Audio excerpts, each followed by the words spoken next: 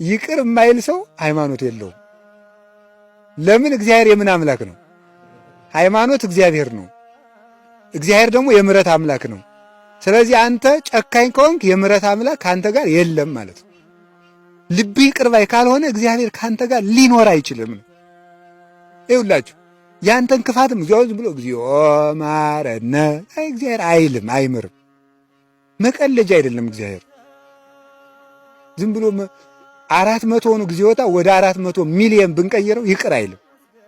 እወ ህድግ ወይ ሀድግ ለክሙ እወ ስራዩ ወይ ሰሪ ለክሙ ነው የሚለው ዮሐንስ አፈወርቅ በቅዳሴው። ተው ይተውላችኋል፣ ይቅር በሉ ይቅር ይላችኋል ነው ያለው። እግዚአብሔር የምሕረት አምላክ ነው። ነገም ስንለምነው የሚሰማን ይቅር የምንል ከሆነ ነው። ለእግዚአብሔር መስዋዕት ይዘህ መጥተህ ወንድምህን እንዳስቀጥ። እስኪ በቤተ ክርስቲያን ውስጥ ደጀ ሰላም የሚባል ታውቃላችሁ? የት ነው ያለ ደጀ ሰላም? አቤት ማራ የሚበላበት አይደለም እንዴ?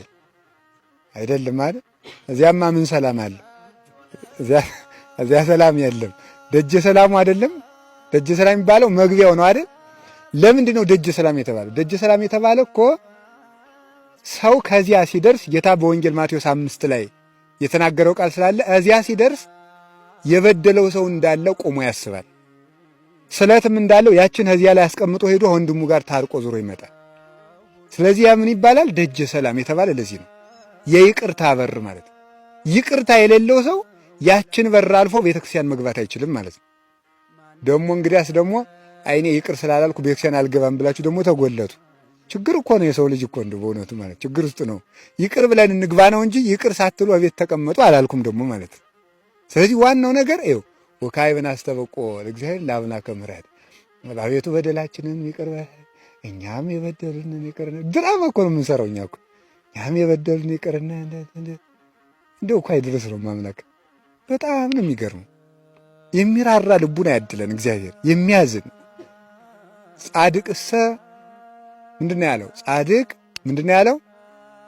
ይምህር ላዕለ እንስሳሁ። ጻድቅ ለእንስሳ እንኳን ይራራል ነው ያለ ሰሎሞን። ጻድቅ ለእንስሳ ለአውሬ እንኳን ይራራል፣ ደግ ሰው። ስለዚህ እግዚአብሔር የምሕረት አምላክ ነው። የምሕረት አምላክ ነው የሚለው ምንድን ነው? ሲተረጎም ሊቃውንቱ ሲተረጉሙት አምላከ ምሕረት ያለ የይቅርታ የምሕረት ባለቤት፣ የምሕረት መገኛ፣ የምሕረት ባለቤት፣ የምሕረት መገኛ፣ ይቅርታን የሚወድ የይቅር ባዮች አምላክ ማለት ነው። የተንኮለኞች አምላካቸው አይደለም እግዚአብሔር። የምሕረት አምላክ ነው። የምሕረት አምላክ ነው። ምሕረት ላላቸው ሰዎች ምሕረት ይኖረዋል። ይቅርታ ለሚሰጡ ሰዎች ይቅርታን ይሰጣል። ሰይጣን